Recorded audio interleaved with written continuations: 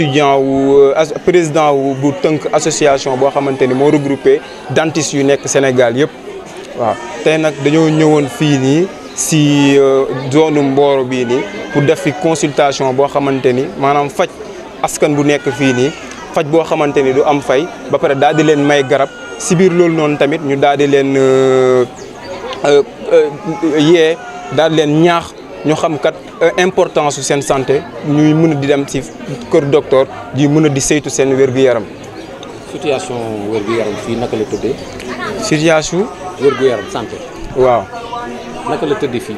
naka la tëddee fii boo xoolee nombre bi fi nekk bi rek ni ñu bëree te ñaari site lañ def site boo dem rek di nga gis nit ñi ñu ngi gën a bëri kon donc loolu noonu rek war nañu wan ni que waa Mboro soxla nañu domaine de santé boo seetee fii nii est-ce que nekkul poste de santé yu fi nekk bëriwul donc lii nii rek war na wan ni que carrément waa Mboro soxla nañu ñu jàppale leen ci côté domaine de la santé gis ngeen mobilisation bi tey ay xale mag ndaw xale góor jigéen ñëpp ndey ñëw nañu ngir saytu seen wér-gu-yaram donc lii opportunité la boo xamante ni ku nekk dina ci mën a gis boppam xam ne kat man lii dal na ma bu ëllëgee man dinaa mën a dem kër docteur mën a saytu sama feebar bii nii def suivi bi. lu tax ngeen taamu zone bi.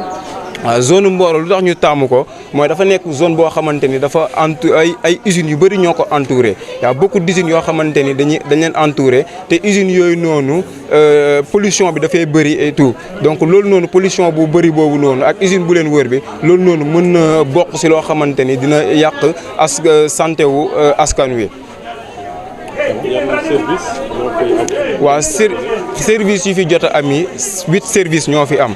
te dañ leen répartir ci dans 2 zones dans 2 lieux parce que dañoo xool comme que district sanitaire bi fii nii mën nañ fi indi service yoo xamante ni service yoo xamante ni dafa xaw a sensible comme lu ci jëm ci wàllum gynécologie yooyu nga xamante ni dañuy soxla intimité lu ci jëm ci wàllum pédiatrie ak gériatrie ndax gériatrie du tax ñu indi leen fii nii école bi montagne la ba da ngay yéeg te mag ñi gériatrie pour mag yi la te mag yi pour yéeg bi foofu noonu day xaw a métti moo tax ñu daal leen indi fii nii ak soins infirmiers léegi nag boo demee ci beneen zone bi zone beneen bu nekk ci kaw fii nii ci wetu école bi école Jag Ndione foofu noonu am na 4 services yu fa nekk am na service chirurgie dentaire am na service su médecine générale am na service cardiologie ak pneumologie donc au total 8 services ñoo fi am waaw ñu mën a ñu jàppale askan wi. ñu jàppale askan bi bu baax parce que ñu ngi même bu fekkee ñu ngi leen di jàppale sax des na war nañu gën a mën a impliqué wu ñu xam ni kat ñoom fu ñu zone bu ñu installé wu ay nit ñoo fa dëkk kon donc war nañ mën a def à chaque fois benn suivi boo xamante ne wala ñoom sax ñuy organiser lu ni mel nii di permettre population bi chaque mois ñuy mën di xool seen wér-gu-yaram. usine am na MDL bu nekk fii nii am na ICS bi waaw ak na yeneen ak yeneen yoo xamante ni jàppuma seen tur. man la Mouhamadou Bamba Seye je suis le chef de service administratif du centre d'excellence africain pour la santé de la mère et de l'enfant maanaam centre boo xam ne mu ngi jublu ci wàllu wér-gi-yaram xale ak yaayam donc loolu la ñuy liggéey li ñu fi andi tey mooy accompagner étudiants chirurgie dentaire yi seen amicale ñoom la ñuy accompagner ci consultation bi ñu def fii ci Mboro ñoom lañ ci jàppale appuyer leen defaale aussi sensibilisation dans le domaine de la santé de la mère et de l'enfant maanaam wàllum wér-gi-yaram xale ak yaay donc ci loolu lañ nekk ñun suñu objectif mooy ñu former ressources humaines de qualité dans le domaine de la santé de la mère et de l'enfant maanaam domaine wér-gi-yaramu yaay ak xale donc loolu la ñuy liggéey projet boo xam ne Banque mondiale moo ko financé État du Sénégal depuis 2015 donc notre but ak si loolu dañ nekk depuis lors di former des ressources humaines de qualité dans le domaine de la gynécologie pédiatrie et nutrition. appui bi nga wax sànq ndax appui koppar la wala appui jumtukaay. appui bi am na appui financier am na appui matériel am na waaw am na appui aussi ressources humaines maanaam ànd ak ñoom sensibiliser leen dans les domaines donc loolu leen fi nekkee. donc maa ngi tudd Marguerite Mbodj di infirmière chef de poste bu Darou Khoudoss Donc population poste de santé Darou Khoudoss mu ngi couvrir une population de 20 070. Donc poste de santé bu yaatu la bu ëmb 33 villages. Commune bi aussi mu ngi ëmb 4 postes de santé. Donc loolu defe naa du lu ndaw. Journée bii nag vraiment dañ koy rafetlu te di ñaan yàlla aussi vraiment mu doon loo xam ni chaque année danañ ko am ci ndax population bi gën cee profité. Beneen bi ci topp mooy feebar yi nga xam ni bëri na fi am na feebaru sëkkat bëri na fi tension bëri na fi diabète bëri na fi yeneen ak yeneen feebar bëri nañ fi donc d'où l'importance de cette consultation parce que tey jii man bañ ma waxee spécialiste yi nga xam ni dañu war a ñëw sitel ma ci pneumologue rek man dama daal di kontaan parce que loolu vraiment tey jii boo waroon am rendez-vous defe naa di nga jéggi sax Thiès pour dem Dakar donc suñu amee pneumologue yoo xam ne dañuy déplacé wu ñëw envers la population kooku du ñu def lu dul rafetlu ko voilà. Bon, moi c'est Thierno Mamadou Diouldé Sow. Je suis étudiant en dernier cycle de formation en chirurgie dentaire et actuel président de l'association des étudiants chirurgiens dentistes du Sénégal. C'est quoi la cérémonie déjà? Donc la cérémonie, c'est une journée de consultation gratuite, mais je suis une journée qui consiste à offrir des médicaments de façon gratuite à la population. Donc pourquoi l'organisation de cette journée? Donc cette journée fait partie de la vocation de l'association, c'est-à-dire œuvrer pour la santé de la population de façon gratuite, parce que nous tous nous savons que la population, il y a des personnes qui sont qui vivent de façon tellement difficile pour leur permettre l'accès à la santé de façon gratuite, leur sensibiliser pour qu'ils puissent avoir conscience de l'état de leur santé. Les différents services qui sont proposés. Donc il y a 7 services qui sont proposés. Actuellement, il y a, au niveau du district sanitaire, il y a le service de gériatrie, il y a le service de pédiatrie et gynéco, il y a également le service de soins et aussi la pharmacie qui va prodiguer les médicaments de façon gratuite à la population. Et au niveau de l'école Jacques Ndion, il y a le service dentaire qui est là-bas, la chirurgie dentaire. Il y a le service cardiologie, pneumologie, mais aussi il y a le service médecine générale. Donc au total, 8 services répartis en 2 sites. Le nombre de personnes médicales mobilisées, c'est aux alentours de 35 personnels mobilisés.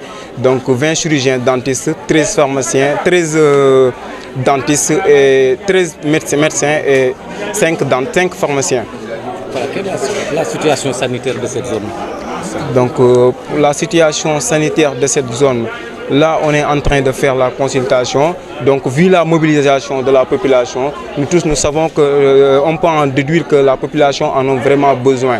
On peut en dire que la population est malade. Donc vu le nombre, rien que le nombre, ça nous montre que les populations vraiment ont besoin de l'aide dans le domaine de la santé. Vous auriez pu aller ailleurs pour Darou Khoudoss? Donc nous à chaque fois, chaque année c'est comme ça. On choisit à chaque fois les zones environnantes pour ne pas être trop loin de Dakar. Et raison pour laquelle nous avons choisi Mboro et tant d'autres structures.